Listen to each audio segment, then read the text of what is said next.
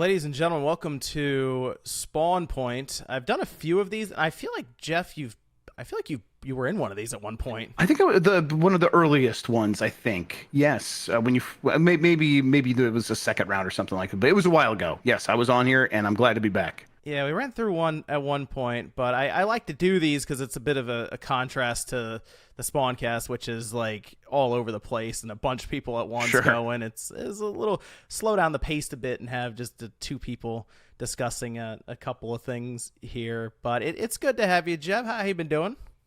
Doing good. Busy, really busy. Constantly. There's always stuff to be working on. I like it that way, but also, it's like, there's a million games I want to be playing, so I don't have time for all of those. I'm almost finished with Tears of the Kingdom. I'm 100 hours in. I've been doing all kinds of stuff in there, but I've been taking my time as well. I played without the HUD on for a very long time and really enjoyed that, but the Breath of the Wild was much more oh, you can play that game without the HUD. This game, after a while, I'm like, I got to turn it back on, but I really enjoyed like the 50 or 60 hours I played without the HUD, where it's like, I will just explore and stumble across all these things, and then later I'll discover the actual quest I was supposed to be doing related to those things. That was pretty cool. Right. Yeah, that's I for a while there I was wandering around, and eventually I just said I got to finish this game. Like, yep, that's still where I'm at now. I'm like still really enjoying it, and I'm like, we had Summer Game Fest, and I had to put it down for 8 days because I was working nonstop, and then I picked it right back up. I'm like, oh, I'm right back into this thing. So it's still a really good game. It's just now there are 3 or 4 other games I want to be playing. So yeah. I'm working through Final Fantasy 16 right now, so I'm playing a little bit of that too. That's a whole thing currently, so I'm enjoying it. It's pretty fun, I think. So yeah, it's doing its thing. I'm completely fine with it. I'm enjoying what I've played of it. I'm not a Final Fantasy guy, so okay. I think they probably did succeed at what they were going for in terms of trying to win over someone like me.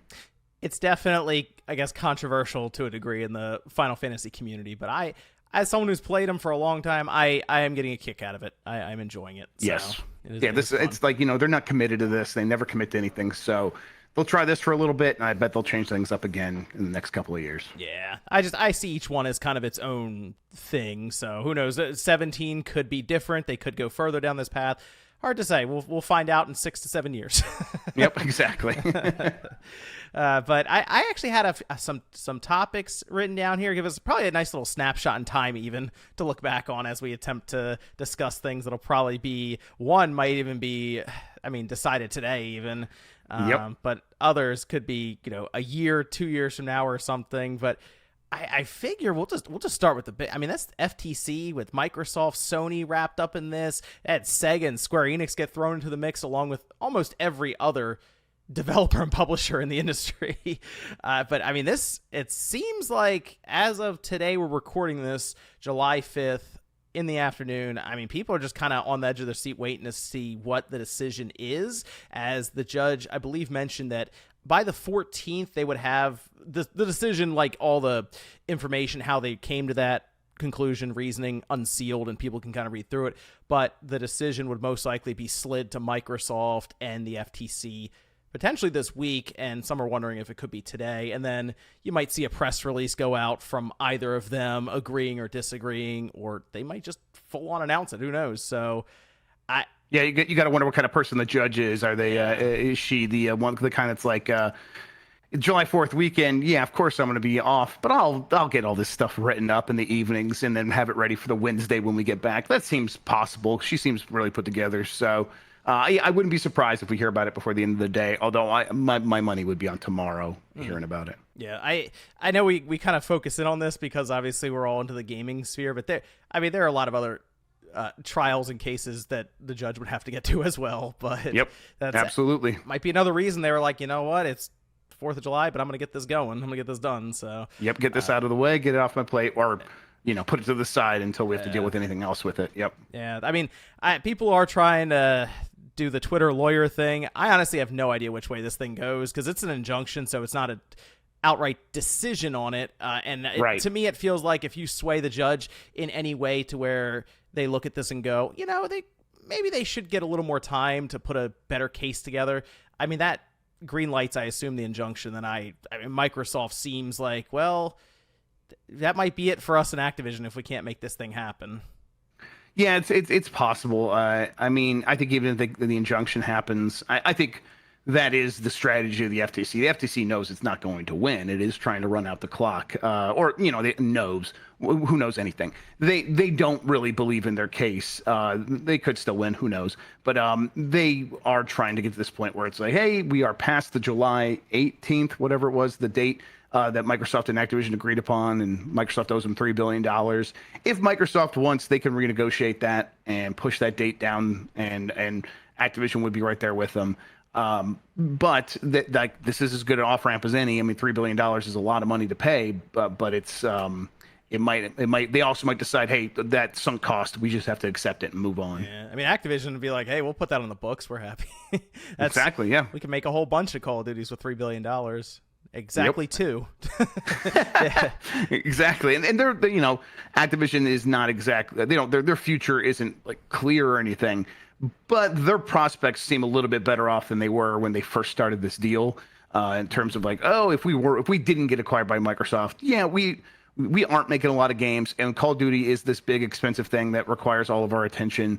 And yes, we're having trouble hiring talent because we're a pretty bad place to work. But on all those things aside, we could see a future where we are still exploiting Call of Duty to the maximum effect, and beginning to introduce some other games. And Diablo 4 is doing pretty good, so maybe Blizzard's back. So I think they're feeling a little bit better if this deal doesn't go through. Yeah. Yeah, it's a lot of information has come out from this, so much so that it would probably require multiple podcasts to go over everything. Yes. I pulled a couple, one obviously being Microsoft looking very closely at Sega and Square Enix, at least to the point where they almost separated those from the field, because they made a list of just about everyone. If Interactive and Bungie and everybody. If they hadn't approached Nintendo back in the day, they might have had Nintendo on the list even. Who knows? But it was interesting that Sega and Square Enix seemed to, especially Sega, seemed to get the personal write-up from Phil Spencer to Amy Hood and Satya Nadella. It's like, hey, this might be it right here. Sega might be the publisher. But I assume then either it didn't work out, and maybe they did approach Sega and it just didn't. But Activision Blizzard clearly took front and center when that became available, as we're seeing now. But what a world that would be if Microsoft had come in and picked up Sega. I mean, Square Enix would have sent ripples, but Sega, I think that would have been interesting, especially on their mobile front. Yeah, it's like hard to pin down exactly what decisions they would have made. Would Sega have been more of a Bethesda? I think there was some word that they're like, a lot of these Sega and Atlas games would still be multi-platform. And it's like, yeah, I bet many of them would, but what would they have made exclusive? And then, that Sega does have a pretty substantial presence on mobile and things like that. But Sega would have been a really weird one. I would have been curious to see like what their thinking is. I think Sega is much better off independent right now. They are beginning to figure things out. A lot of that does come from them finally realizing they could put a Persona game out on a system that's not just called PlayStation. That took a while. They figured it out though, and it's like, man, now that we're doing this, we're hitting our stride. And I think they are. They're not Capcom. And they're a long way from being Capcom, but they're not. It's not impossible that they figure out a string of hits that look pretty similar to that. Hey, Sonic's on the upswing too. Look at that, going from Forces to Frontiers. That's a big upswing. Yeah, like they at least seem to have a vision for what modern Sega looks like, and they have a lot of stuff that's not necessarily, like, I guess at this point it is, but we're old. So like the legacy Sega we think of as console gaming, stuff like that. But their PC stuff is really successful and has been for a very long time. Yes. Well recently, and Yakuza is like their marquee franchise now, if on the Sega side, and then Atlas obviously is Persona. So trying to figure out how you integrate all of this stuff into a Microsoft gaming. I mean, I'm sure it's a challenge that Microsoft would have welcomed. I think it would have been pretty exciting for them, but I also think it would have been a lot of headaches in terms of, maybe this would be better exclusive, and people are going to get really mad at us about that. I almost wonder if that would have been an easier acquisition for them than, like a Square Enix, because they would have been buying the game division from Sega Sammy. So I almost wonder, even if with the Japanese government regulators there, if that actually just would have been an easier thing to navigate. I'm not sure how all of that works necessarily, but it seems different than trying to acquire the whole company. they're just going to buy the development arm and the intellectual properties necessarily. I don't know. Yeah, you could see regulators being like, oh, if Sega Sammy doesn't want that stuff anymore, then yeah, you could see it being easier. Obviously, like you said, well, we don't know Japan regulation. I know for a long time, Japan was very hesitant about selling to foreign entities. That has definitely like loosened up, but I don't think it's loosened up to the point where it's a cakewalk now. It's not like you could do this overnight. There still would have been a lot of challenges, but the Activision Microsoft deal was like created in a lab to make the FTC like go insane about it. $69 billion, these two massive names. It involves Microsoft, a company that has a history from the late 90s of antitrust issues. And so it's like, that was always going to set off their alarm bells, even though, as we know, their case is difficult to argue. It's not difficult to explain to someone, Microsoft, $2 trillion company, spending $70 billion to take control over the biggest game in the world. Like that's so easy to explain why people are up in arms about it. Yep. Did you saw the budgets that were accidentally revealed when they used permanent marker? You gotta watch out for those Sharpies. Yep. So Horizon Forbidden West and Last of Us Part 2, I was cost roughly $220 million each, according to Sony. And apparently that's not including marketing. So definitely not. We've heard marketing can sometimes eclipse development budgets, so it's hard to say what the final totals were.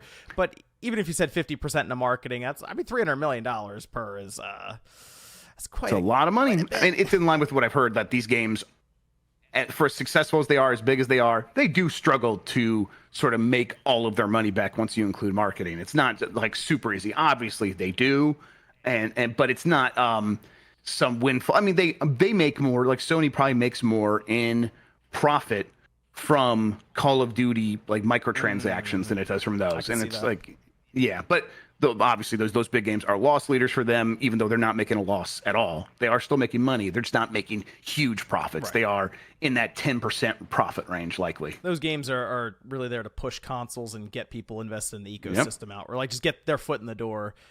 To give them more money down the road. Yep. But and a 10% profit margin isn't like some terrible thing. Yeah. That's pretty typical for business. $300 million though that's tough for budgets though going forward.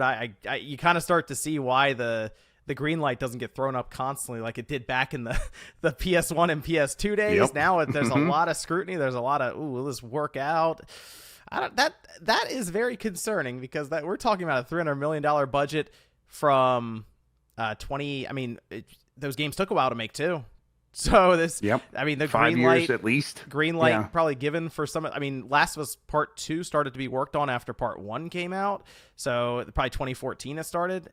Wow, and then inflation and everything involved now. You're looking at I've theorized that Grand Theft Auto 6 could end up costing about $1 billion all said and done with that GTA Online 2 and the marketing. To me, that's concerning for the creativity of video games in the future. If there's a lot of concern around the risk factor where one bad game could sink your entire studio or even an entire publisher, it could be like that. So that's my concern. I almost wonder if there is any strategy in the future to mitigate budgets or the process. I know AI has been talked about a lot to aid in development, but I don't really know how they work this out because expectations continue to go up, so you assume budgets would too.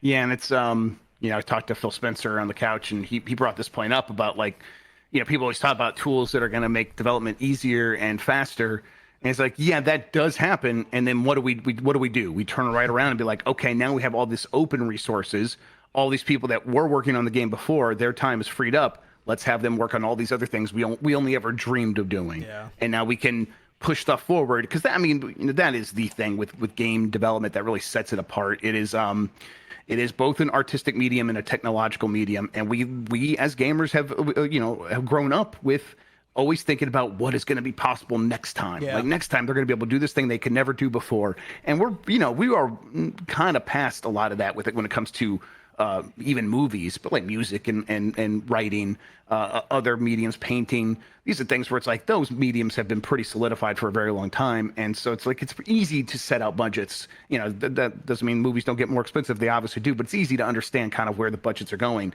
In games, it's you have to keep in mind that Sony and Rockstar are going to be out there putting out the biggest games, the most expensive games, and they are going to sell so much more than yours, and yet you're going to be compared to those. I mean, Final Fantasy 16 is the example there. It is a game that's trying to be like God of War, trying to be like a lot of things. Like a Final Fantasy, always take a ton of inspiration from a lot of stuff, but the God of War inspiration is obvious when you're playing it, and it's close. It's not quite God of War. It's not. I mean, I think maybe the visuals in some segments can look pretty good, but there's obvious segments where they saved a lot of money. You go to the town and the animation looks stiff and the characters look kind of old fashioned, and I'm fine with it. That doesn't bother me. But you can tell that they were picking and choosing where to spend their limited budget compared to what feels like the unlimited budget for Sony. And this is Square Enix, and this is Final Fantasy, and their whole thing is spending a ton of money on their stuff. So if those games are already kind of struggling to keep up, like where does that put everyone else? And I think the good news for gaming is stuff comes up from the bottom all the time. Indies are always replacing genres that are kind of going by the wayside as big publishers are like, that doesn't financially make sense for us anymore. Well, now all these small development teams are flooding that space. You see that with like immersive sims.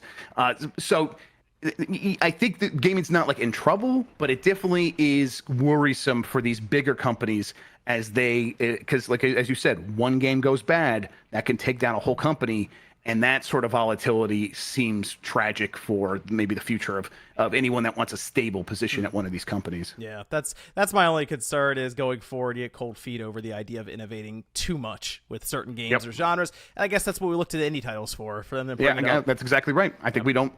I do not really look to Sony like to innovate. They are making these big bets, and they gotta have a sure thing. So, yeah, that's where I look to early access on Steam for that stuff. You know what's interesting? I didn't think I'd ever get to this point, but as I've gotten older and older and played more games, I am getting to a position now where I just feel like visuals are good enough for me. Yeah. I mean, I played the Callisto Protocol, and I looked at that and said, "Wow, this looks incredible." I don't really know if I need the beads of sweat to keep getting more defined at this point. Like, if the budgets stayed where they are and we had these kind of visuals for the next 10 years, I don't really think I would see that as a negative, especially if they then put more money into, or the money that would normally be accrued into those visuals into world building or mechanics in the game. And I feel like that is a direction I'd prefer even at this point. Yeah, and I mean, I think we've been kind of in that zone for a little bit. I think since about 2016, this is the game I always point to is, I don't know if I need games to look much better and perform much better than Doom 2016. Oh, yeah. I think like at 1080, that game can run at like 100 frames per second on just about anything, except for the Switch, where it runs almost 60 frames per second sometimes, maybe it's 30 frames per second. But either way, it's like that game can run on a Switch, and then you get on anything with any power, and it just runs great, and it looks great everywhere. And that was on PC. That was running on like those RX 480s at 1080 60 way back at 2016, and games aren't looking much better than that. And it's like, okay, so the bottleneck isn't hardware. It's not really technology. It's clearly just time and money. And then that's where the conversation that we're really having here is these companies are scoping out these things. And when it comes to the visuals, it's like, we are going to be able to get to a certain level, but really it's just the time, how much time and money are we going to spend on these things? And I think a lot of them are like, we have to pull back somewhere. But I think that leads them to be like, if we can have unlimited time and money, we would do all these things visual. And I think that distracts from the innovation, to speak to your point. We also had Microsoft seemingly talk about a PS5 Slim and even a PS5 Pro. They mentioned that even prices they gave. Well, the Slim they said was $400, and they are anticipating that to come out even this year apparently. And those rumors have been. I know Tom Henderson has, I think, reported on the PS5 Slim maybe 3 or 4 times now with just updates. And hey, to his credit, he talked about the Q Lite or Project Q. It sounded like one of the stupidest things ever to a lot of people. And then Sony showed up. It is. And Sony showed up and was like, here it is. And it's like, wow, it really is a tablet between a DualSense. Okay. So and it only works locally. Okay. All right. I am completely leaning towards the fact that detachable disk drive thing is a thing, only because it's actually less dumb than what I heard from with the Q Lite. So, and it at least makes financial sense for Sony, where they just have one model, the PS5, and you buy the disk drive or not, depending on if you care to have it. Yeah. that's the one part for me, and I guess we don't know where's Microsoft drawing the pricing information from. Are they just making that up? Is that to like set up PlayStation to make them look bad? It's like, hey, this is a discless thing. This should be the same price as the other discless one.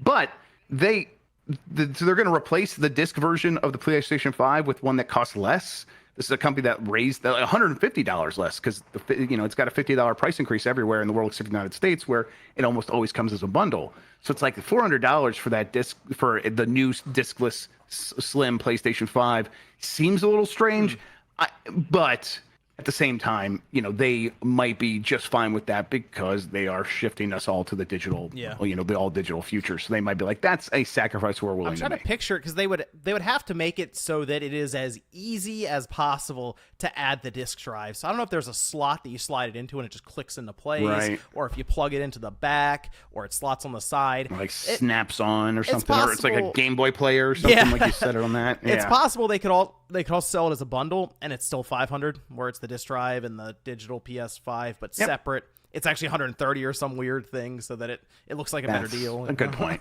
That's kind of how I was picturing it in my mind. But I could see that. It's gonna be strange. I don't know about like how much they want to, like how many of those disc drives are they actually going to put in stores. That's the big thing for me. I think if they're doing this, they're like, we'll sell you a disc drive, you can order it from our website. Feels like a PlayStation Direct thing.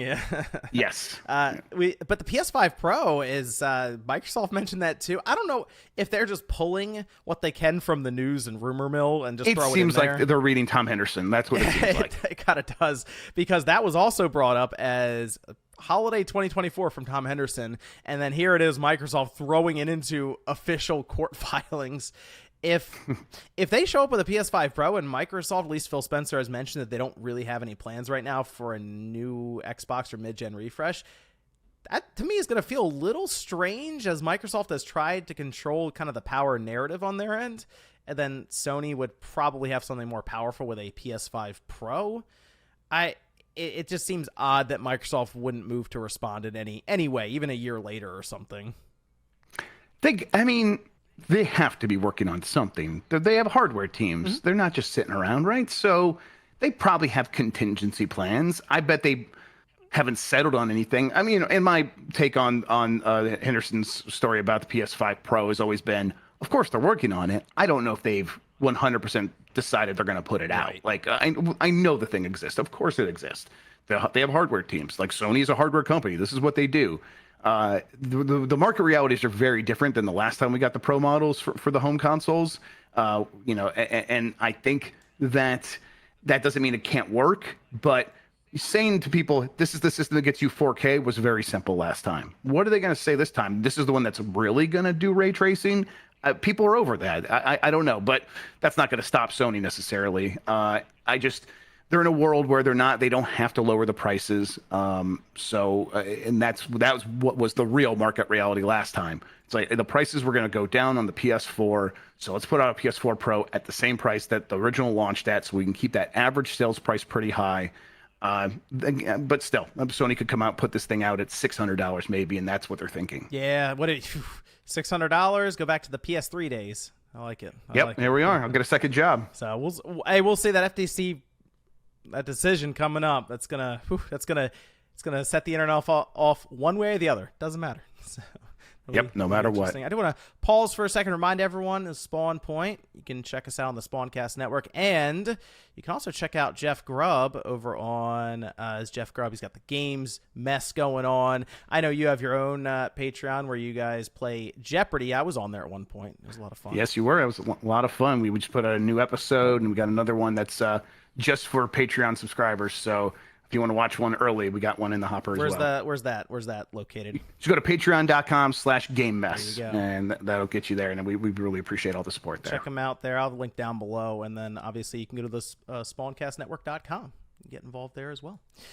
I do want to move over to the Nintendo Direct stuff that happened. A bit of a temperature check for 2023. Yeah.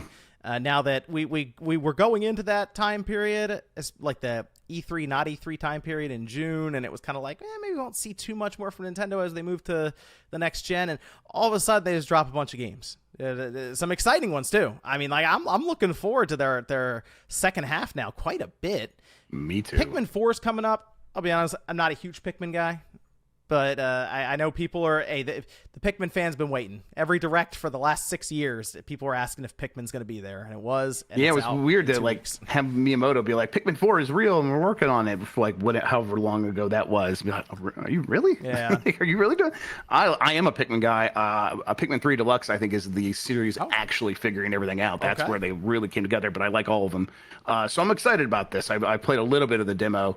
But I'm like, that month wait between the demo and actually playing it, and this stuff carries over. I'm like, I'll probably play more of it as it's about to come out, and then I'll just carry it into that. But yeah, the second half for Nintendo looking. I mean, I think again for us old heads, it's very strong because it's the stuff that I've been looking for. Super Mario RPG. Oh my God! Like I can't believe I used to do a story on GamesBeat when I worked there. Every time they would announce more games coming to Super Nintendo on Nintendo Switch Online, be like, they did not put Super Mario RPG on there yet again. And it's like, that was my whole thing. So I'm like, well, this is an explanation for that, and fantastic. I think that looks really good. And then Super Mario Brothers Wonder is way more than I was even like hoping. It was like, or at least it's right in line with like my biggest hopes of a 2D Mario game that's doing something with its visuals. It's kind of all I needed, and it seems like they're really going for it on that front. And I'm very happy with it. At the same time, it does feel like the wind down of a Nintendo console, right? Yeah, I get what you're saying there, especially heading into 2024 for that. But that's a good way to set up their holiday and start to move into that time period. A new 2D Mario game is going to do really, really well, especially with the Mario movie that exploded at the box office with like $1.3 billion or something right now, and everyone's got Mario on the mind. And if you look at that direct, very Mario themed. A lot of Mario stuff hitting there. So yep. I think Mario Wonder looks awesome. It is a really cool looking 2D Mario game. I think it looks significantly more interesting than the new Super Mario Bros. Kind of looking a little bland there with that one. So Wonder is definitely throws a wrench into it. But that Super Mario RPG, especially for older people, that for a lot of them, I'm sure that got a reaction. And at first, when it was happening, I did kind of think that they were just going to say, "Oh, it's coming to NSO. Here you go," because they did that with. I think they did with Earthbound at a direct a couple of years ago or something. Yeah, Earthbound Zero and all that stuff or whatever. Yeah. But the flash to the new visuals, it was fun. I'm looking forward to it. Yes, it's technically a very simplistic turn-based RPG nowadays, but it's got that. It's got that old nostalgia charm to it. So it really, and they, I think they're kind of nailing it because they've updated the visuals, and they don't look exactly like the Silicon Graphics computer renderings that you would get in the magazine ads. And I would have been fine with that, but they look a little bit funky by today's standards. So it is the sort of modernized version take on those, and I'm fine with that. But then they kept like all the animations, like Mario like raising his hands like a little baby when it gets the star. All that stuff is from the original. I think the camera angle in the battles looks exactly right. And they have the composer, the Street Fighter 2 composer that did the music for the original Super Mario RPG. She's back and overseeing the music for this, and it's like, okay, they really are nailing all the stuff that I want them to go for. And so it's like, and I'm like, okay, I'll just show this to this new generation of people that missed out on. Like, this is just when like Nintendo forced Square Enix to make Squaresoft at the time to make a super fun RPG with Mario in it, and it really, really worked. Yeah, I'm looking forward to it. It's gonna be a lot of fun. And Gino's back, so it'll be yes, cool. Gino's one of my faves. It'll be cool to see that. I did want to bring up. I know you mentioned you weren't a big Final Fantasy person, but Star Ocean Second Story. If you've not Looked played really good. that, I think this is going to be a really cool one to check out this holiday. Might fly under the radar a bit for some people, but maybe the visual style will pull them in. This is technically, most people consider, the best Star Ocean across the franchise. Right. So I think it's one that's definitely worth keeping an eye on, and that's that. And that run from like the first week of October onward through November looks ridiculous right now. There's just a lot of stuff hitting. Yep, it's somehow Nintendo has consistently done this. There's definitely been dry spells, but mostly we come out of a direct and it's like, here is about a game a month. Yeah, and it's and they're not all Mario games. Some of them are like a WarioWare or something. Or, yeah. WarioWare, and I'm like, but for me, again, I'm a huge WarioWare fan. Love WarioWare games. I think the last one I was fine with, but it was definitely light in terms of content, and I would not have recommended it to most people, even though I think it hit for me. This Move It one, I'm like, this looks great. I really like the Wii smooth moves. That's a really fun party game. So I'm there for it. It's like if this is what they're doing with like these off months, that's fine with me. Yeah, that's kind of how Nintendo's trying to do it. Like 10 releases a year almost. So maybe there's like a 40-day run where nothing from them hits, but then they hit you with a couple. Because I know they got Super Mario Wonder and then they have Mario RPG like within I think 25 days of each other or something. It's right. It's pretty interesting. Wonder is October, right? And then Super Mario RPG is in November. Yep. that's it is funny. Yes, that's right. It's funny. Super Mario RPG will come out and it'll be about the cheapest it's ever been because when that game came out for Super Nintendo, what was the chip they used? Was it the SA1 it was the SA1 chip, and I think it was mostly for just decompression. That's usually what they use these chips for because they were. I mean, if you look at back then when it came out on the Super Nintendo, you mentioned some of the visuals and the graphics. That was some weird stuff to us back then. We're like, this is incredible. How can they do this? I've never that and Donkey Kong Country were the two that I remember vividly that were like that. Me too. And it's like that was right when PlayStation and Saturn were coming, and I remember ads for Donkey Kong Country being like, who needs a 32-bit system when you have this on your Super Nintendo? And, how do they do it? The answer was they put basically a whole other processing unit directly on the cartridge hardware. Yes. Yeah, that was the way. So the game cost like, what was like 80, maybe even $100 for Super Mario RPG back then. It was up there depending on because I think even at times the retailers would kind of play around with the prices. I definitely remember seeing it in stores for like $90 at one point at one of my local rental places that would sell the games too. So it was worth spending $4 to rent it for the weekend as opposed to $90 to buy it. But I mean, if I could have, it's one of those games I rented a lot of times because of that. I remember I would rent it, but I would try to, when I take it back, I'd be like, can you hold this or hide it in the back? Because they had like 5 copies of it at any given time. Kind of hide in the back, or I try to like on the back, I'd mark the cartridge just a little bit at one point, so I knew it was the one. And when I go back, I'd be like, all right, hopefully it's not like erased. They didn't erase my file. And the people, that's fantastic. For the most part, people didn't. Because I'd save on like the 3rd slot or something just to get out of the way. But I actually beat it that way. I rented it, I think, 3 times to beat the game, 3 different weekends, and I got the same card every time.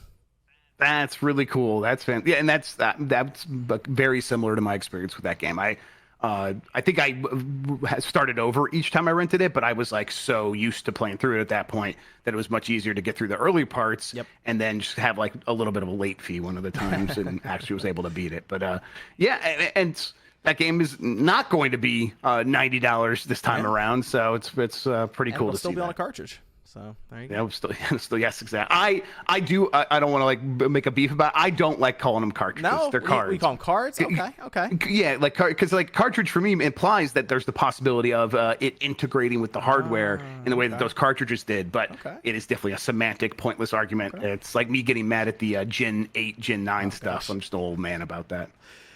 Do we want to talk a little bit about what happened in June, though, with E3? Because we just came off that Direct, and there were a lot of showcases. They were kind of just scattershot all over the month. No E3 this year, and it looks like they're not, at least at this time, not going to be in LA for the next 2 years. At least that's what they're reporting, so it's... There's no way, yeah. I do wonder if we've just seen the end of E3 at this point, or if they're going to attempt something and move it somewhere else and reinvent it.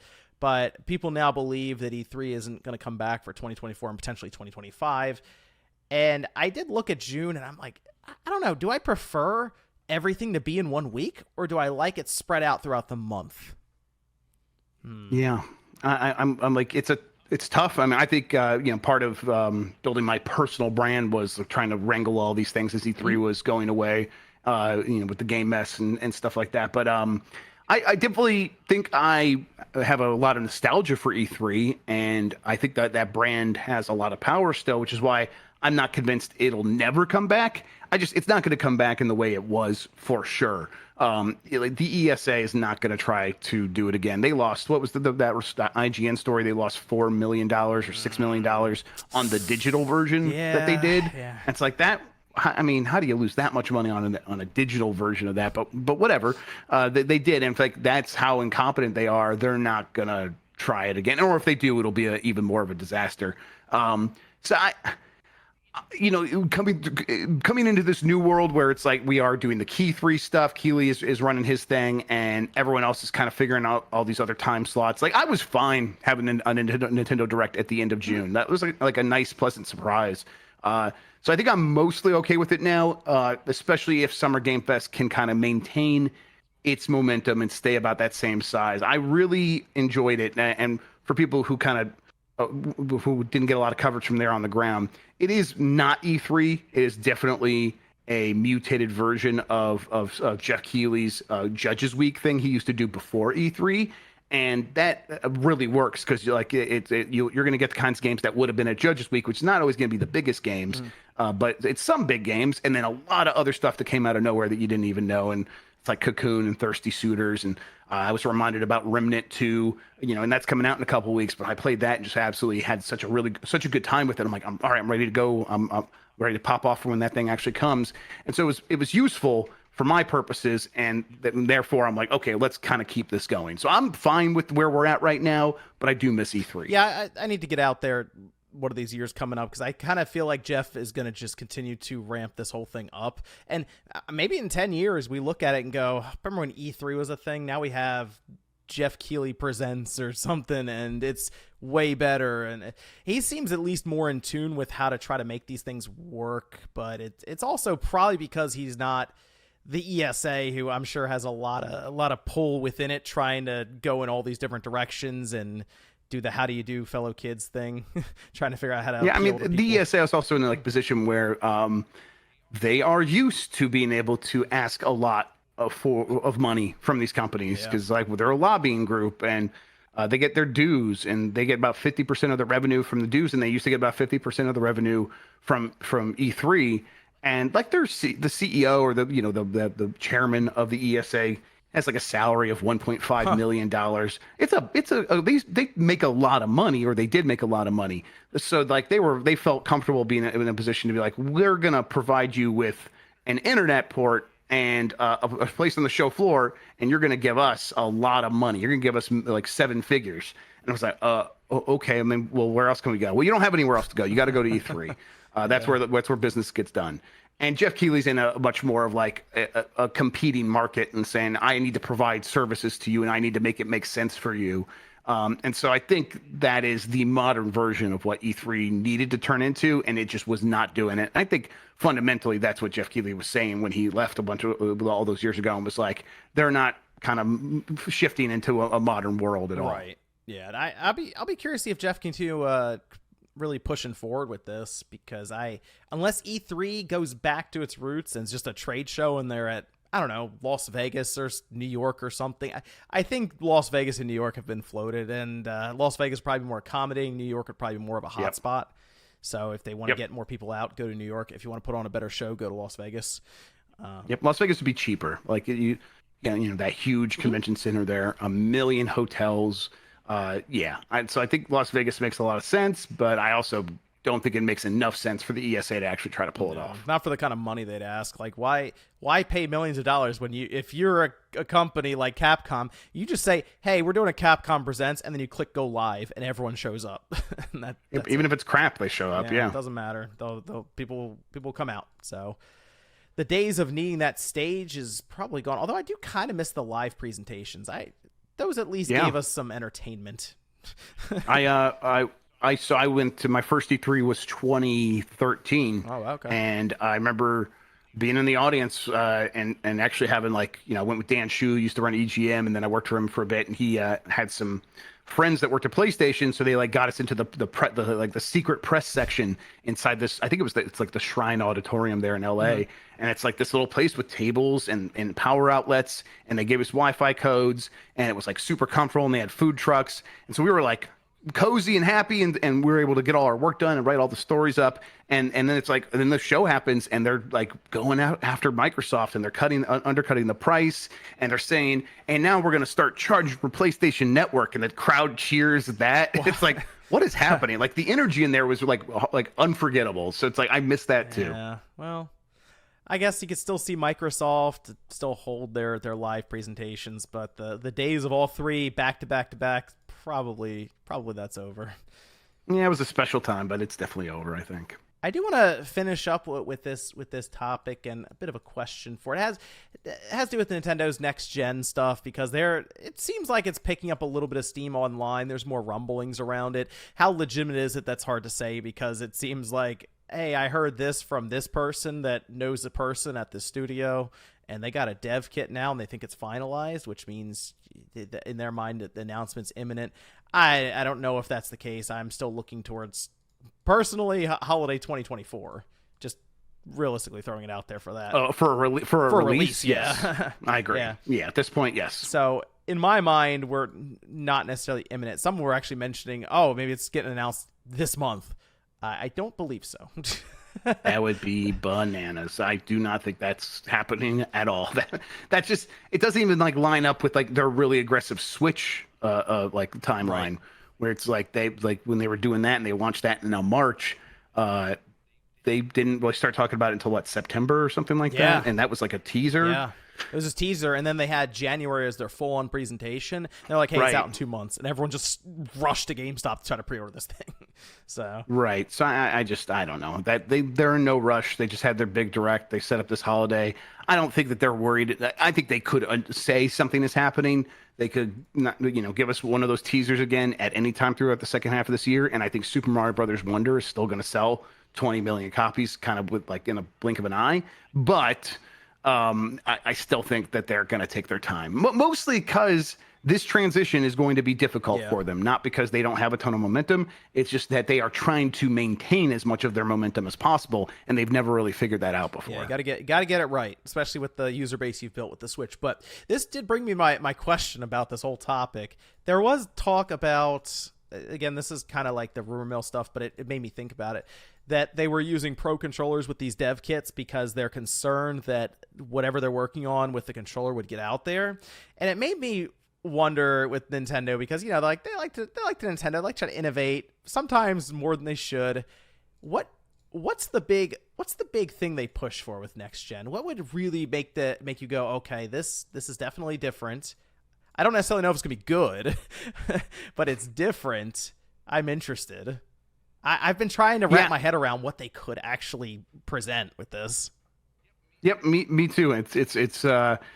It's really tough because they like doing this because it is the features that get talked about in USA Today and Newsweek, and it's like forced obsolescence where you think, well, I need to have that new thing. My old Switch doesn't have that, and the new. I mean, this happened with me with the new 3DS. I remember having my 3DS, and then the new 3DS gets announced, and I was like, that right-hand nub, the analog nub, I need that. Games are going to use that. I don't even know if I thought games were going to use it. I'm just like, some games will use it, and I'm going to need it, and that's why I'm going to buy this thing. And it's like, well, I don't think I ever used it in a game. Maybe I used it once, and it's like, but those kinds of features that will act as bullet points on stuff, and we saw that with the PlayStation 5 and stuff like, not that I want to throw their haptic stuff under the bus. It's a lot of stuff does use it, but it's not as big of a deal as they made it out to be at the beginning of the generation. Nintendo knows that works. I think they also know that if they go too hard on it, it can get in the way. And so you look at the Switch, and it's like it's like the infrared camera. It's like that is something that if you abandon it, it is not a problem at all. It's out of the way. Or if you only use it in everybody 1-2 switch and that's it. It's not going to cause a problem. So I imagine that they are probably going to do something along those lines. I can't remember, over the weekend I was only half paying attention. I was busy. I was doing stuff with the family. Were there rumors about scroll wheels next to the or the triggers? Is that something? Is that real? I believe I looked into this a bit more, and I didn't really talk about it much because I believe it's just a 4chan. It's from 4chan, but I believe it's just a 4chan rumor. That's right. That's why I was like, I put it to the side kind of thing, because I think it's 2014 or 2015, there was a patent that was made public where Nintendo was playing around with that. And because of the rumors popping up around next gen, and that this all of a sudden shows up, I thought, maybe they were going back, saw this article or something. It was like, that sounds let's make a whole story. Let's give this thing a backstory and be like, I work at TSA, and we did a bag check, and they had the NX2 in there, and it had scroll wheels. I can easily see that being what happened. But also, something along those lines wouldn't surprise me either. Like where it's like, hey, we have all this stuff, and this is going to be the new. Like, look at all these ways you can interact with your games you couldn't do before. It's like, oh, okay. I would. I mean, listen, I'm Steam Deck pilled. I love my Steam Deck. Yeah. So for me, a touchpad, kind of like similar to what the Steam Deck has. I like that just because of what the community does with it on Steam Deck. It makes emulating games so easy. You can put a ton of buttons on there, a bunch of context sensitive stuff, and I really like that. I think that I would be fine with that, something along those lines on the Switch 2. But also, they have the touch screen already, so would that be necessary? I don't know. I think it would work for me. Does it concern you that in 2019 Shigeru Miyamoto said that he would like to reinvent the controller again? Yeah, Miyamoto always concerns me because every once in a while he just like gets the bug up his butt where he's like, I gotta blow everything up and do everything different. It's like, no, you don't. Please stop. Like, I get it. Like, you really are very good at innovating, and you really do know what people want before they want in a lot of cases. But a lot of times that stuff burns twice as bright for half as long, like the Wii. Yeah. And it's like, listen, it was a really big flame, but we all went back to our default controllers for a reason after that, for the most part. And the people that didn't go back to that, they went to their touchscreen phones to play games, and they're much happier with that. Are you really going to come up with something that's more innovative and easier to use than that? I don't think so. Nintendo making a system that is very much about delivering the games in a very efficient way was their greatest innovation. That was the Switch, and I really hope that they just kind of stick with that. Hold for on the most top part. of it. That's all. Don't get crazy with it. Yep. I've played around with the idea of them attempting foldable screen technology. I've thought about how they would reduce and lower the barrier that is the controller for people to get into games, because if you hand somebody a controller, they look at you like you're crazy, and they don't understand how 3D space works with your character and the camera. And I've just been thinking of ways Nintendo would try to work that out. It's tough, so... It is, but I think the world has moved closer to the controller than has moved further away from it. And I think that's thanks to stuff like Fortnite. Yeah. In terms of moving people around in the 3D space, Super Mario or 3D Mario games used to get crushed by 2D Mario games. And now we haven't had a new 2D Mario game this generation, but I don't expect Wonder to be like 40 million compared to the almost, what is around 25, 30 million for Super Mario Odyssey. Odyssey, sold a ton because I think people are like, no, I grew up playing 3D games now in a way that the generations before me did not quite, or at least not as complicated as the games I played. I played Fortnite and Minecraft since I was literally 4 years old. None of this is tough to me. So I think kind of like accepting that the universe has sort of adopted the controller as a natural thing is a much safer place for Nintendo to be, rather than thinking about some older people that are actually still frightened about the controllers, which definitely is still true. I have visions of them doing something weird, like putting a screen on the controller. Or the fact that we saw that chart for Call of Duty and that said, more than half of the people that play Call of Duty use a touch screen for Call of Duty Mobile. Like, that's what they're playing with. It's like, oh, don't show Nintendo that chart. I still like my buttons and joysticks on the controller. Don't mess with that. Yes, but definitely. I'm hopeful we hear about this next gen system from Nintendo later this year or early next year. I'm ready for the next thing, and also I'm curious to see what Nintendo comes up with. But that was our SpawnPoint today. Jeff, thanks for joining me. I want to let the good people just know, just a quick shout out where they could find you and all this. Yeah, the aforementioned patreon.com/GameMess, or if you just go to GameMess.net, that'll take you to our Discord. We got a great community over there where everyone hangs out. It's always popping off. There's always a million people hanging out over there.